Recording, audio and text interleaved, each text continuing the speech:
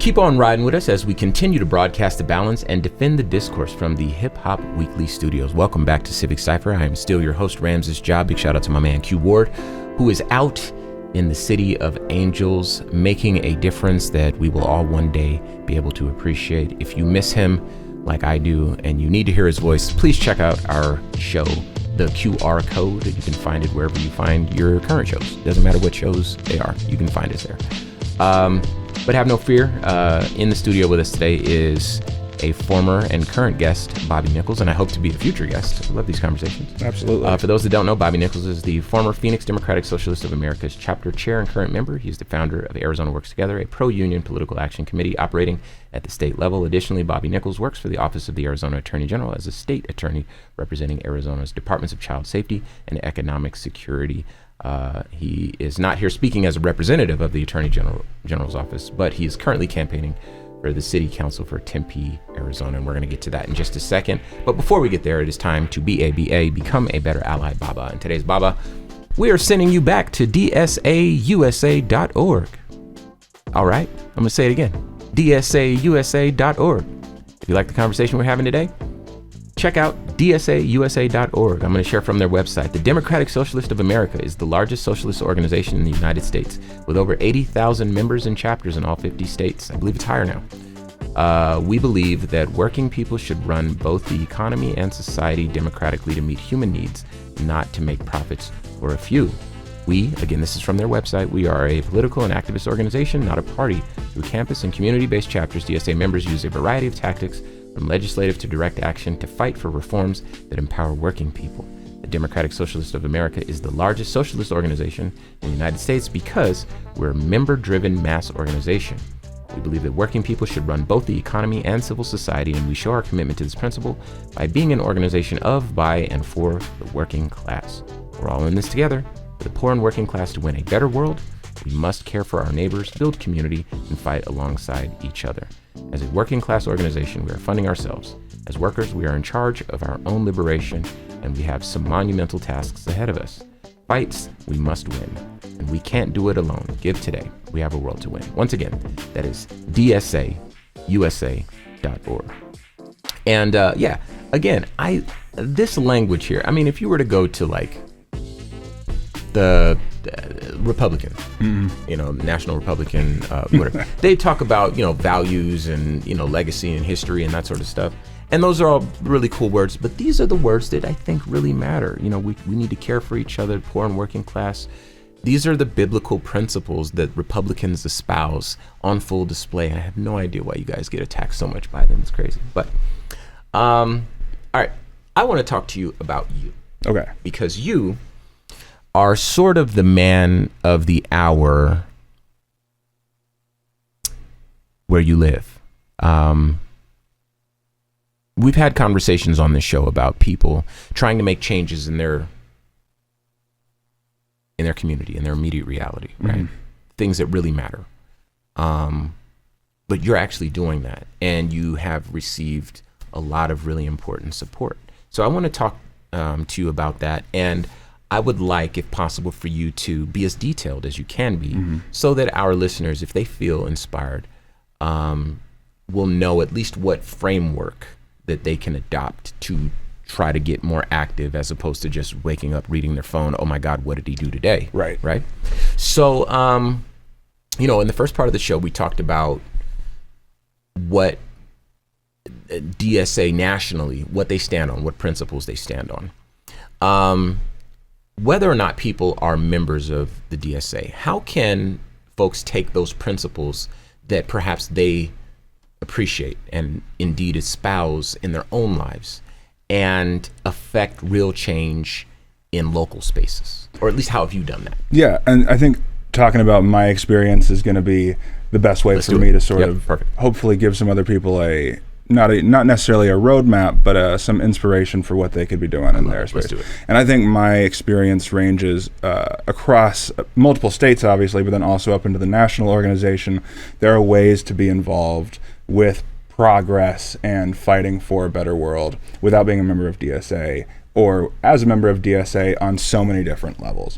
So I first got involved with politics, and I would call it politics, when I started law school in San Francisco. I went to Golden Gate University, small school, but they offered me a full ride scholarship. Nice. And I said, that's Absolutely. the place. I don't need this debt.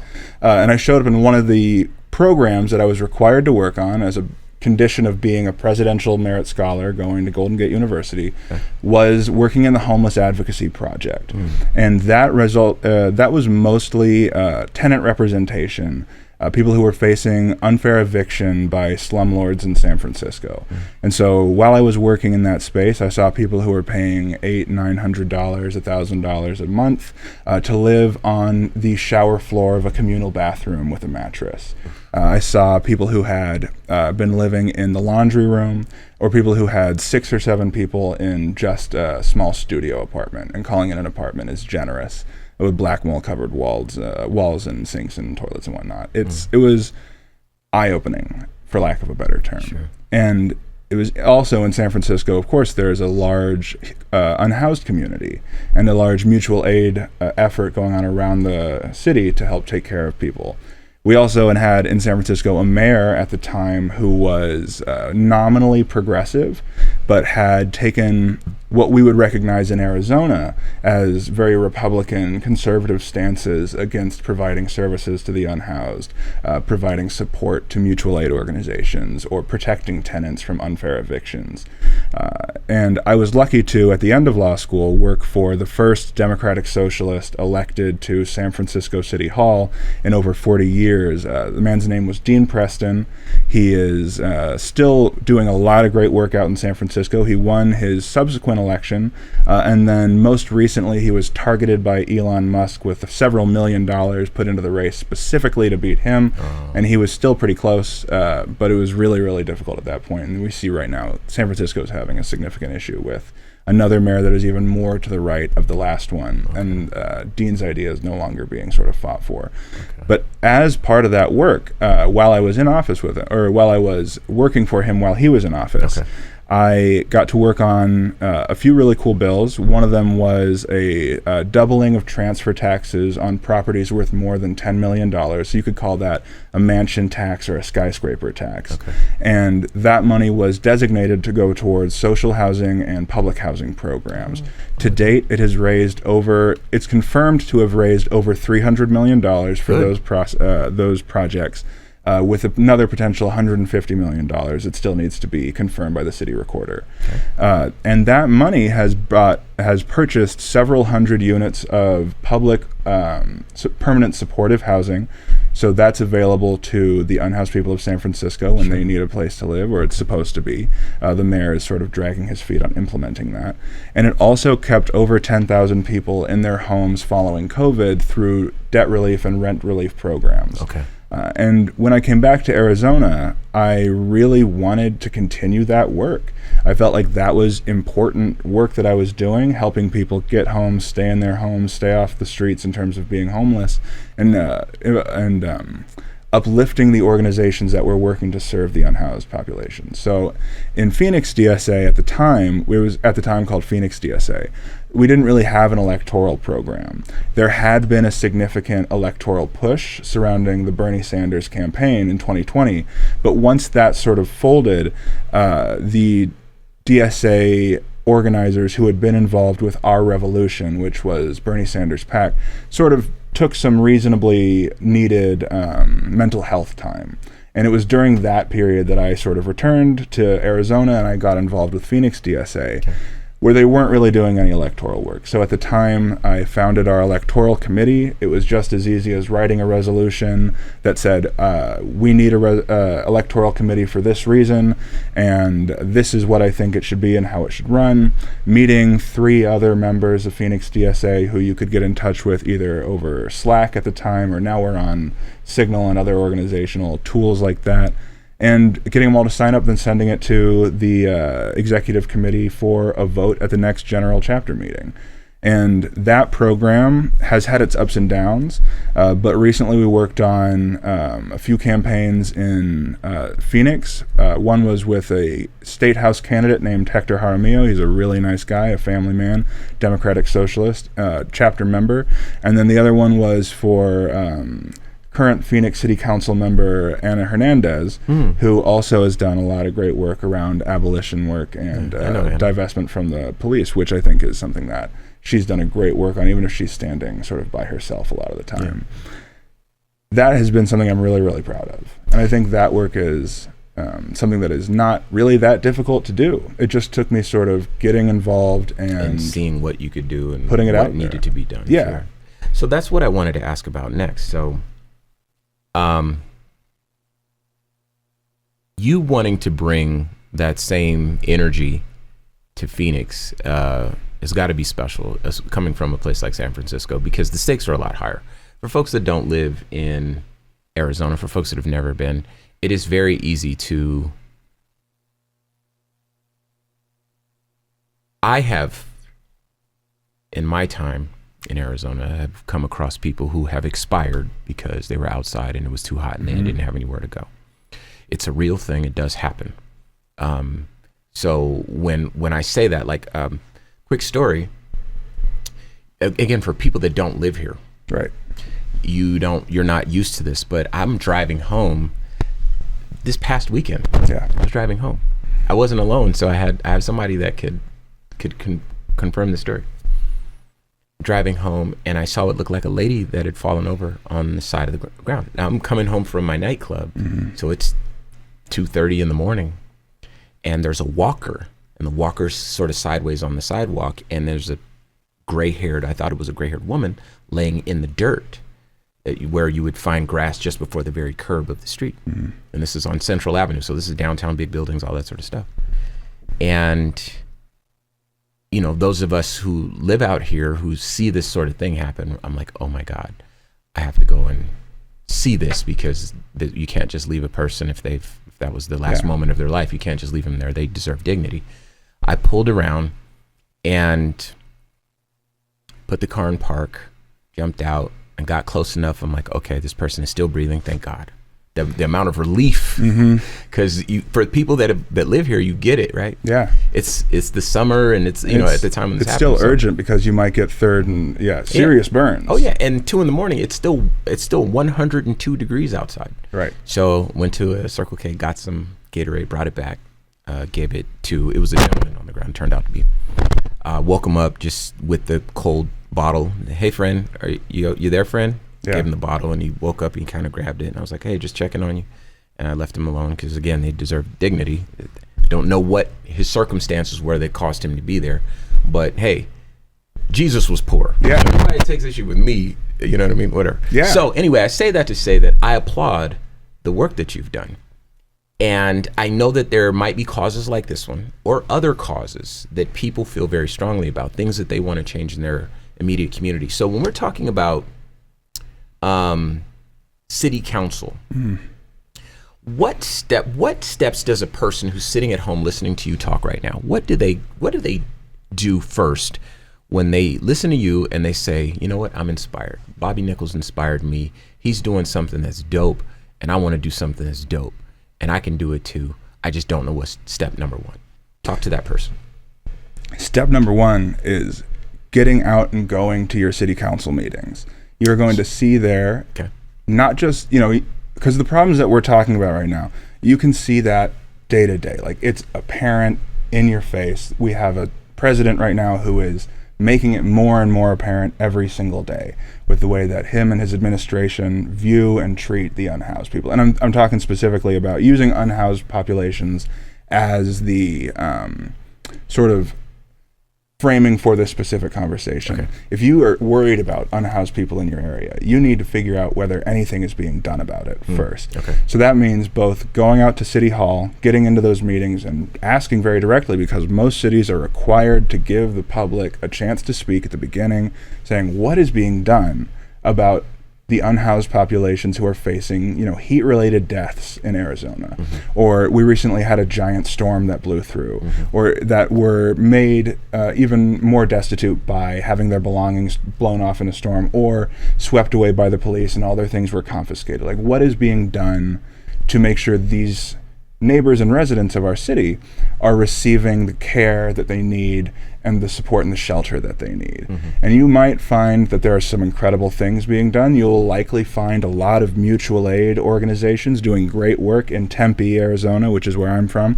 We have a group called the Eris Foundation. We also have a group called the Tempe Really, Really Free Market.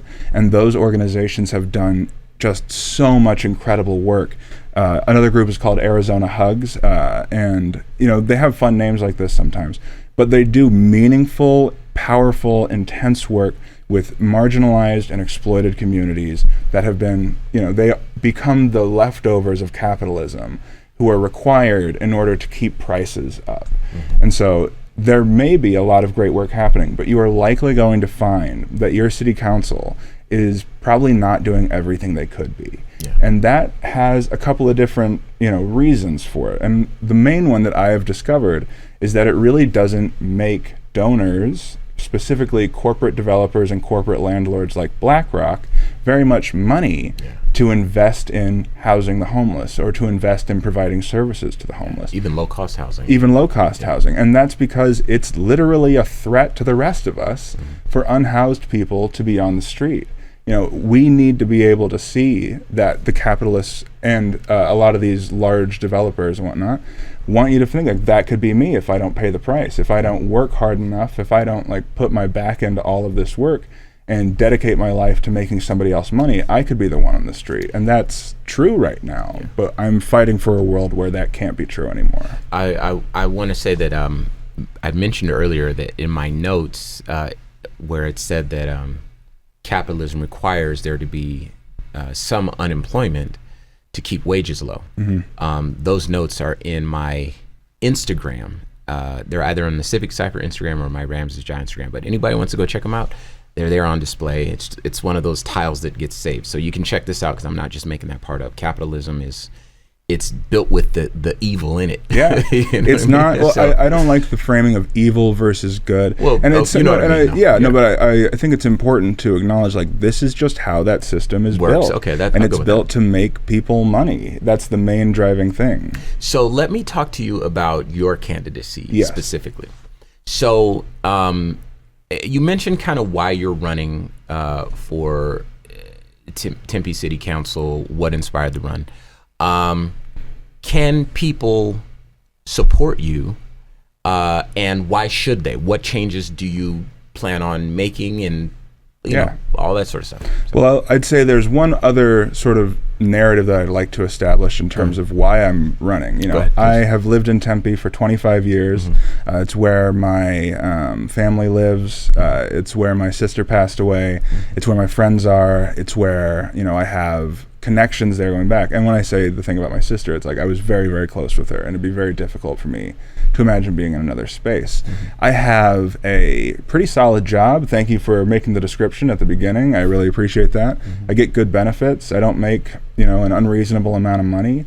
But at this rate, I will never be able to afford to own a home in Tempe unless my parents pass away and leave me theirs. And that's not something that is reasonable for me to have to depend on to be able to develop the generational wealth that comes with home ownership. And so I'm running to make Tempe affordable for everyone. That includes me, and it also includes the unhoused people who are in Tempe. And affordable means that you're able to access what you need to survive. You need shelter, you need food, you need toiletries, you need medicine, you need these basic human resources that are denied to us under capitalist systems. And I would say that the reason why I think that should resonate with people is because there are people who are worse off than me, and they're going to need this same opportunity. I'm not asking that we all have the same outcomes, but I am asking that we are all given the same chance to succeed in this world. And I really think that by putting in common sense tenant protections, by creating new cooling centers for the unhoused, by building publicly owned grocery stores, by investing in low-cost and no-cost public transit, we can adopt a lot of programs that lead to upward social mobility, which allows for people to spend more time getting to know the world around them, which historically leads more people to get involved with socialist programs and socialist policies. If I may, this sounds surprisingly similar to the talking points that were coming out of New York. Is this something that people would find commonplace in democratic socialist campaigns being run on the local level around the country? Absolutely. All right. And I don't even think that there's not a national dossier for how the local candidates need to run their campaign. It just makes the most sense. But it makes sense. Like, we have food deserts in Arizona, and they're not being filled by the capitalist businesses. The dollar store. Exactly. Which means that we need to have a public option. We need to have a publicly owned grocery store to provide reasonably priced, healthy food for our families. We don't have housing that would actually address the need in Tempe, and that means we're going to need the city to step in and make it happen. Okay. Well, let's do this. Obviously, the people in and around Tempe can support you, but Tempe is very small relative to the amount of reach that this show gets to. So if there are people who feel inspired by what it is you're doing in Tempe, how can they support, maybe plug in social media, anything like that, just so that people can either watch the growth or invest in a better tomorrow for...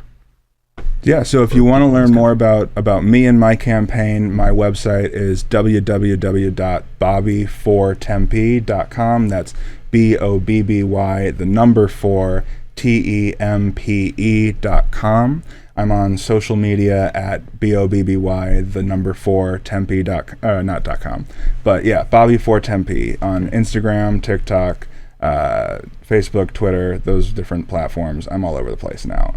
It's becoming very difficult to manage all of it at the same time, but it's a lot of fun. Like, I am legitimately having an incredible time, and I think I'm able to do that because I don't have to go scraping to the corporate landlord lobby. I don't have to go scraping to somebody else. I have a movement for socialism and democratic socialism behind me, and I'm really excited. And you're endorsed. And I'm endorsed by the Phoenix chapter of the Democratic Socialists of America as of today. All right. Very exciting. Well, congratulations. The other thing I would say is there is likely a DSA chapter in your area, and you should try to go get involved. Like, there are people there who are fighting for these things, who are just regular working class folks who want to see the change in the world that you want to see, and you should absolutely get out there and try and get involved. All right. Well, Bobby Nichols, I appreciate you stopping by and talking to us again. You're always welcome to come back. I love having these conversations with you. One more time, shout out your social media. Yeah, that's BOBBY4TEMPE.